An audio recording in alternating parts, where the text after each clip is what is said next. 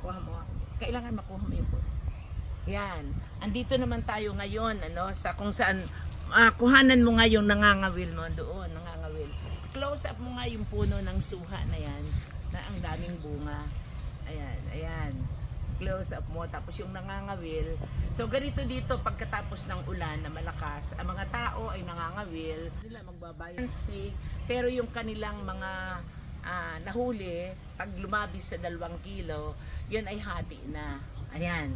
Tingnan mo yun mo, no? yung bakod na yun. Bakit natin binakuran? Kasi yung party doon, marami pa siyang water lily. Para hindi pumasok yung mga water lily papunta dito. Kaya I decided na lagyan muna siya ng harang doon. At pagka medyo maluwag-luwag na uli, ipalilinis natin kasi noon yan lahat pinabangko ko eh. Kumbaga, palibot ito, mayroong ganito mo, no? Mayroong ganito. Parang may walkway siya. So yung lahat ng putik na nanggaling sa lagoon or dito, putik, dito natin inilagay para mataniman natin. So ayan, ito yung portion na napakaganda. Nakita mo ito mga puno, ito, ano to eh, ano dong tawag yung, ano nga yung sa Bicol? Yung